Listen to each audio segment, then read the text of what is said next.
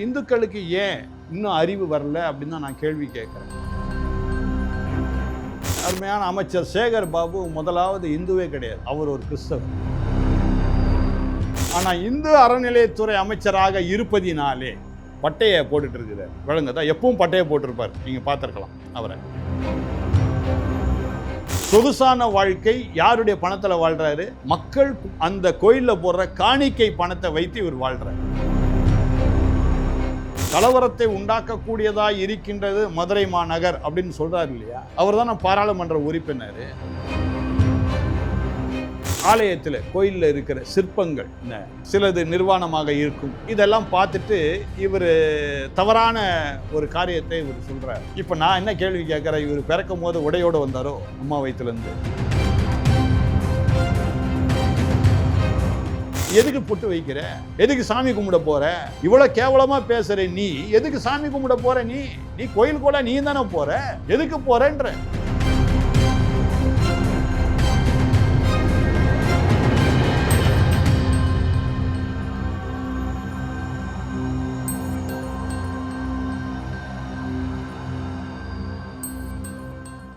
பேசு தமிழா பேசு நேயர்களுக்கு வணக்கம். இன்று நம்மோடு இணைந்திருக்கும் சிறப்பு விருந்தினர் ஆங்கிலிக்கன் சர்ச்சஸ் ஆர்ச் பிஷப் திரு சாமுவேல் குணசேகரன் அவர்கள். வாங்க அவங்க கிட்ட பேசிடலாம். வணக்கம். வணக்கங்க. திருப்பரங்குன்றம் இஷ்யூ எல்லாராலுமே பேசப்பட்டு வந்துட்டு இருக்க ஒரு விஷயமா இருக்கு.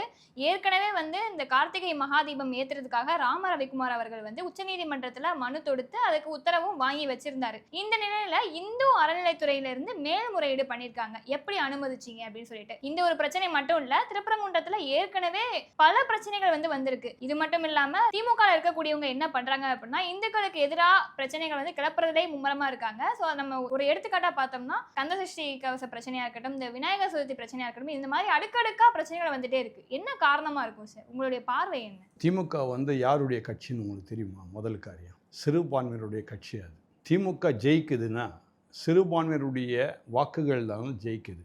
அப்போது திமுக என்பது ஒரு இந்துக்களுக்கான சாதகமான கட்சியே அது கிடையாது. அது சிறுபான்மையினுடைய கட்சி. ஒன்று கிறிஸ்தவர்கள், ரெண்டாவது முகமதியர்கள், மற்ற மதத்தினர். சரிங்களா?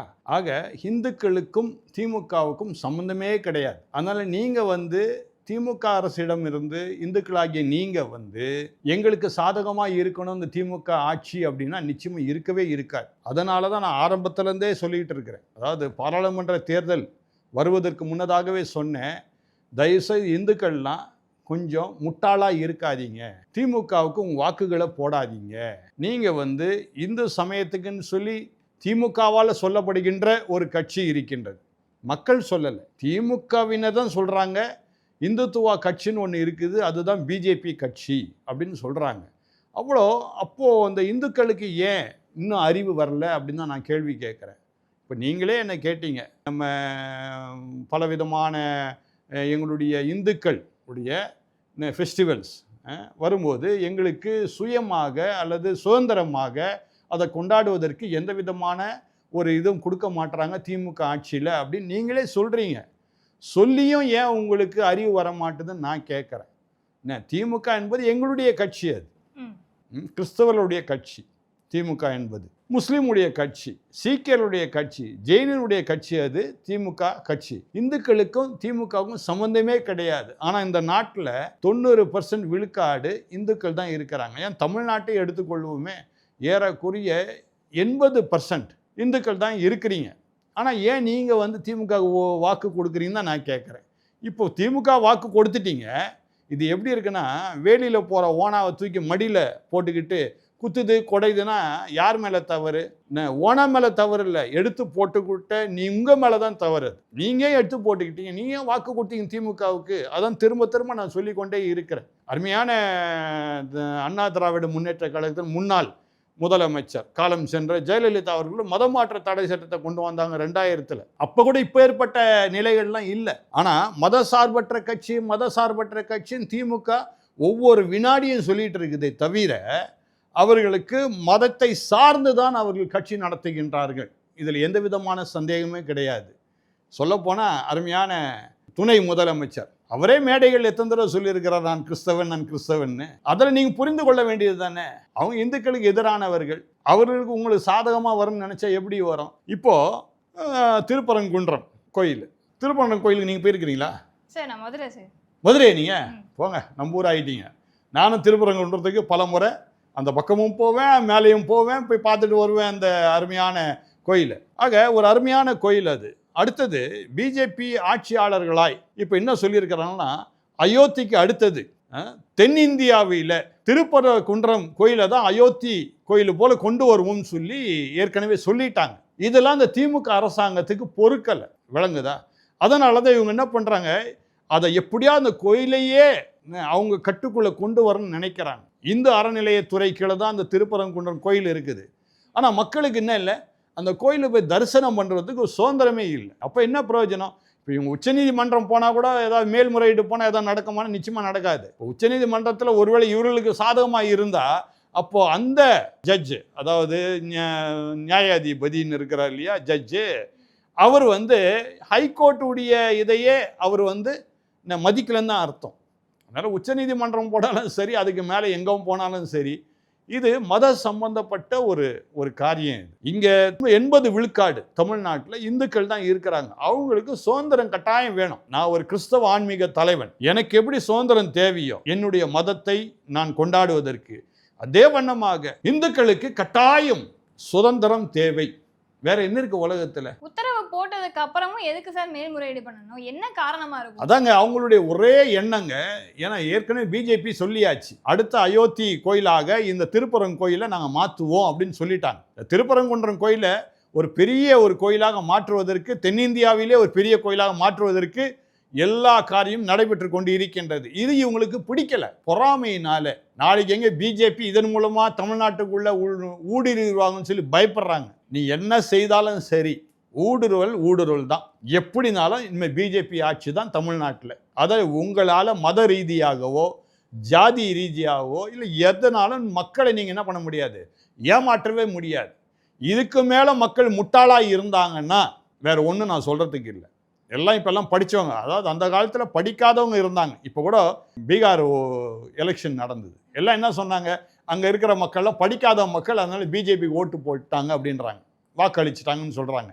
இப்போ நான் கேட்குறேன், நீங்களாம் படித்தவங்க தானே, இப்போ உங்களுக்கு எதிராக எல்லா காரியத்தையும் செய்கிறான். எந்த ஊர்வலம் கிடையாது, எதையும் நீங்கள் கந்த சிருஷ்டின்னு சொன்னீங்க இல்லையா, அதுவும் கொண்டாடக்கூடாது. இப்போ திருப்பரங்குன்றத்தில் விளக்கேற்றக்கூடாது. வருஷத்துக்கு ஒரு தடவை. நானே எங்கள் வீட்டில் எதிரில் ஃபுல்லாக பிராமணர்கள் தான் இருக்கிறாங்க. நேற்று மழை பெஞ்சனால யார் என்ன பண்ணல, தீபமே ஏற்றலை. எனக்கே கவலையாக இருந்தது, என்ன ஒரு தீபமும் காணுமே யார் வீட்லேயும் அப்படின்னு சொல்லி ரொம்ப வருத்தப்பட்டேன் நான். அப்போது சும்மா என் எதிரே இருக்கிற ஒரு வீட்டில் இருக்கிறவங்க தீபம் ஏற்றலைன்னும் போது எனக்கு எவ்வளோ व्यसனமாக இருக்குது. ஏன்னா ஒவ்வொரு வருடம் நடக்கக்கூடிய காரியம், புதுசாக ஒன்று செய்யலையே. புதுசாக ஒரு காரியத்தை செய்தால் நீங்கள் தடுத்து நிறுத்தலாம், இதனால் கலவரம் வரும் அப்படின்னு நீங்கள் சொல்லலாம்.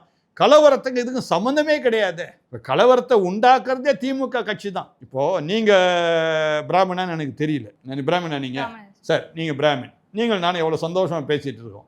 இப்போ இடையில அவர் இருக்கிறார், நமக்கு கேமரா எடுத்துருக்கார், அவர் திமுக காரன் என்ன பண்ணுவார் தெரியுமா, உடனே நம்ம 2 பேருக்குள்ள பிரிவினை உண்டாக்கிடுவார். இதுதான் செய்துட்டு இருக்கிறாங்க. நான் 62 வருஷமாக ஒரு பகுதியில் வாழ்கிறேன். என் வீட்டு எதிர்க்க இருக்கிற என் பக்கத்தில் இருக்கிற அத்தனை குடும்பமும் பிராமணர் குடும்பம் தான். இன்னைக்கு வரைக்கும் நாங்கள் நல்லா தான் இருக்கிறோம், ஒரு விதத்துலையும் எங்களுக்கு பிரச்சனையே கிடையாது. தீபாவளி பண்டிகை அப்புறம் மற்ற பண்டிகைலாம் அவங்க எங்களுக்கு நல்ல இனிப்புலாம் வழங்குவாங்க, நாங்களும் கிறிஸ்துமஸுக்கெல்லாம் இனிப்புலாம் வழங்குவோம். நல்ல ஒரு மனிதர்களாக பழகி கொண்டிருக்கின்றோம்.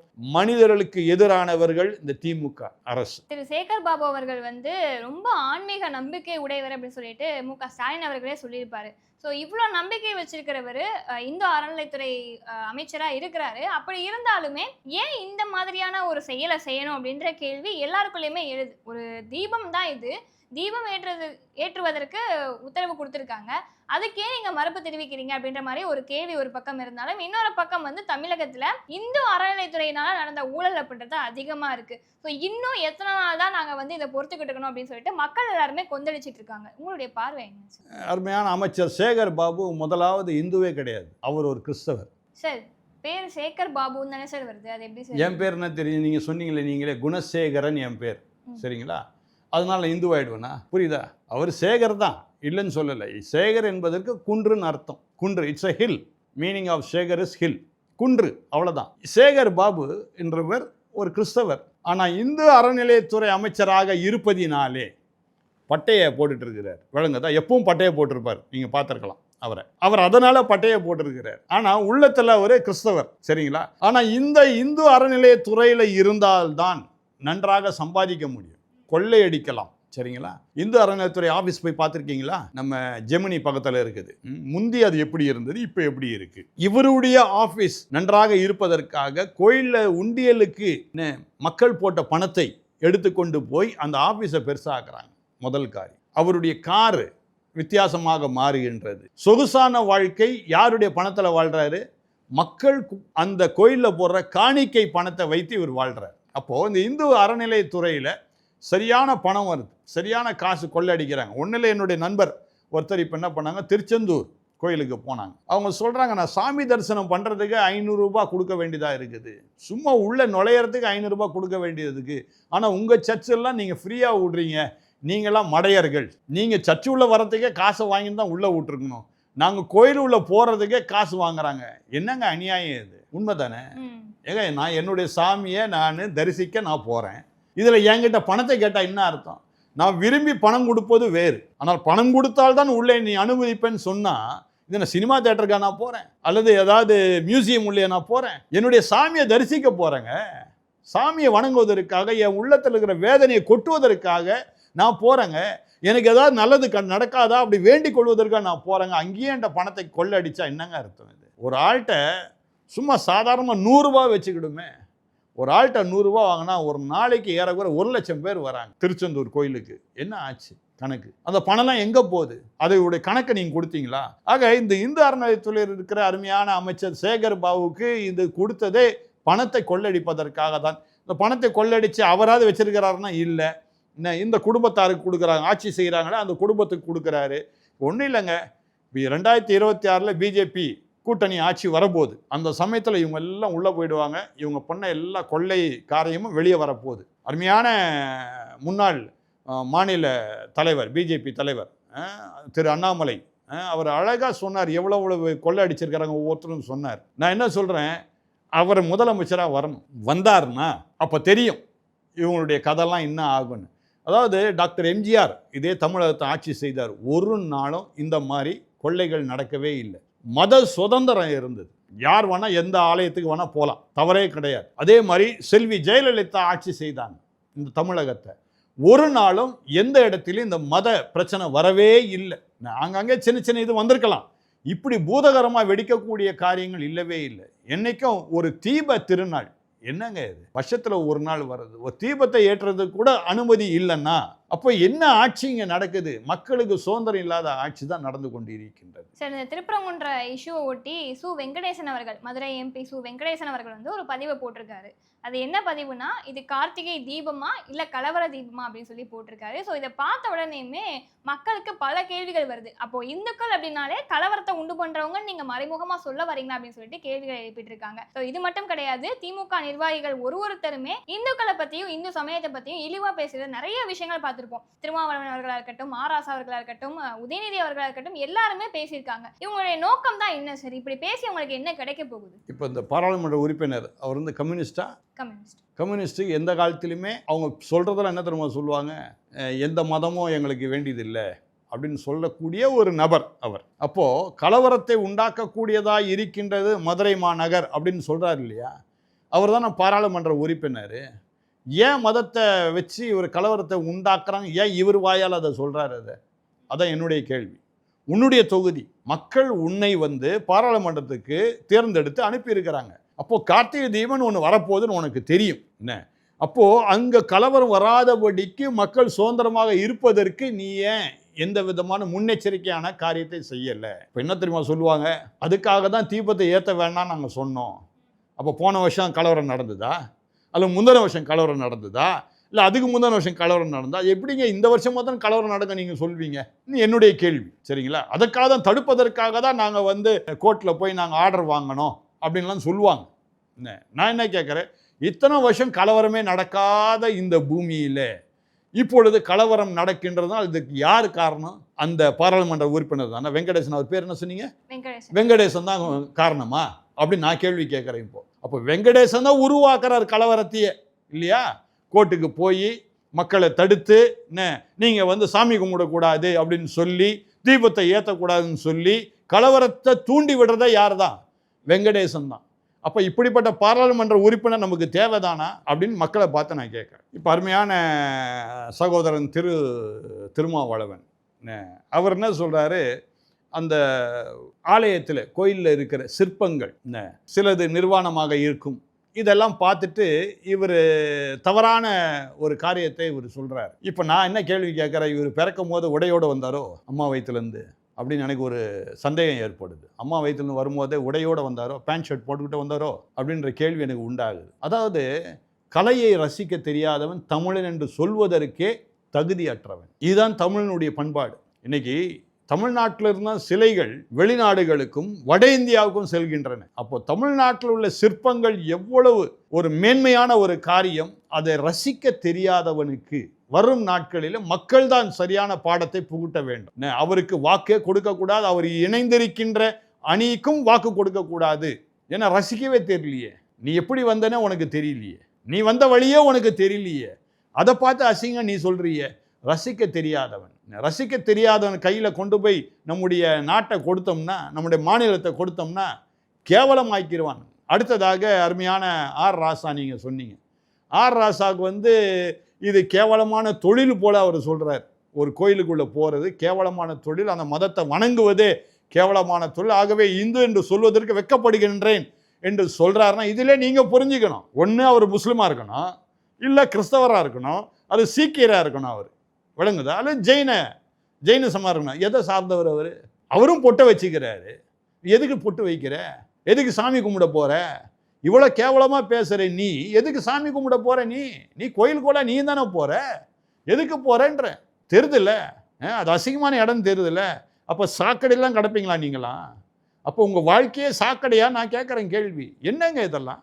இவரெல்லாம் ஒரு பாராளுமன்ற உறுப்பினர், முன்னாள் அமைச்சர், இவரெல்லாம் எப்படி இவரெல்லாம் வச்சுருந்தாங்க? காங்கிரஸ்கார் திமுக காரன் எப்படி வச்சுருக்கிறாங்க ஒன்றுமே புரியலையே.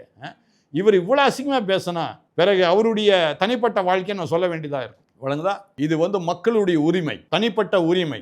கோயிலுள்ள போய் சாமி கும்பிடு தமிழ் தனிப்பட்ட உரிமை. அதை வந்து தவறாக மிக கொச்ச தமிழில் இவர் அப்படி அசிங்கமாக சொல்வாரானால் அவருடைய இல்லற வாழ்க்கையை நான் பேச வேண்டியதாக இருக்கும். இது நான் வந்து பொதுவாக எல்லா மனிதர்களுக்காக பேசுகிறேன், ஒரு தனிப்பட்ட ஆன்மீகத்துக்காக நான் பேசலை. இதை ஒவ்வொரு மனிதருக்கும் மத சுதந்திரம் இருக்குது. இது சுதந்திர நாடு, அதனால் எல்லாருக்கும் எல்லா விதமான கொள்கையில் வாழ்வதற்கு, மத கொள்கையில் வாழ்வதற்கு சுதந்திரம் இருக்கிறது. இந்த சுதந்திரத்தை இந்த திமுக ஆட்சியாளர் பறிக்கவே கூடாது. விளங்குதா? இப்போ நான் கேட்குறேன், இன்பநிதி நான் எந்த மதத்தை சார்ந்தவர், கிறிஸ்தவரா இல்லை இந்துவா? உதயநிதி இந்து, சரிங்களா? ஏன்னா அவங்க அம்மா ஒவ்வொரு கோயிலுக்காக வழிபாடு போடுறாங்க, சேகர் பாபு தான் கூட்டு போறாரு. அப்போ அம்மா வழியில தான் பையனும் வருவான். அப்போ உதயநிதி வந்து ஹிந்து, சரியா? இன்பநிதியுடைய அம்மா கிறிஸ்தவங்க. இப்போ இன்பநிதி கிறிஸ்தவன் சொல்லுவானா இந்துன்னு சொல்லுவானா?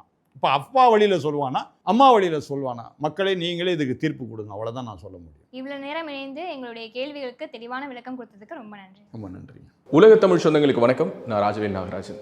பேசு தமிழா பேசு வலையொலியுடைய வளர்ச்சிக்கு நீங்களும் உறுதுணையாக இருக்கணும்னு நினச்சிங்கன்னா இந்த வீடியோடைய டிஸ்கிரிப்ஷனில் இருக்கக்கூடிய ரேசர் பே லிங்கை கிளிக் பண்ணுங்கள். அந்த லிங்க்கில் போயிட்டு உங்களுக்கு விருப்பமான தொகையை பேசு தமிழா பேசுவனுடைய வளர்ச்சிக்கு உங்களுடைய பங்களிப்பாக நீங்கள் கொடுக்கலாம். நன்றி, வணக்கம். பேசு தமிழா பேசு சேனலுக்கு ஆதரவு தந்து கொண்டு இருக்கக்கூடிய பார்வையாளர்களுக்கு வணக்கம். அரசியல் ஆன்மீகம்னு மட்டும் இல்லாம இப்போ ஹெல்த்லயும் நம்ம வந்தாச்சு. ஹெல்த் சம்பந்தமான பிரச்சனைகளுக்கும், ஹெல்த் டிப்ஸுக்கும், ஹெல்த் கேருக்கும், இல்ல ஹெல்த் பத்தி ஏதாவது தெரிஞ்சுக்கணும் அப்படின்னு நினைச்சீங்கன்னா ஹெல்த் குரு சேனல் கண்டிப்பா உங்களுக்கு யூஸ்ஃபுல்லா இருக்கும். பேசு தமிழா பேசு சேனலுக்கு கொடுக்கக்கூடிய இதே சப்போர்ட்டை ஹெல்த் குரு யூடியூப் சேனலுக்கும் கொடுத்து அந்த சேனலை சப்ஸ்கிரைப் பண்ணி உங்க நண்பர்களுக்கு ஷேர் பண்ணும்படி கேட்டுக்கிறோம். நம்ம ஹெல்த் குரு சேனலோட லிங்கை டிஸ்கிரிப்ஷன்ல தரோம், மறக்காம செக் பண்ணி பாருங்க.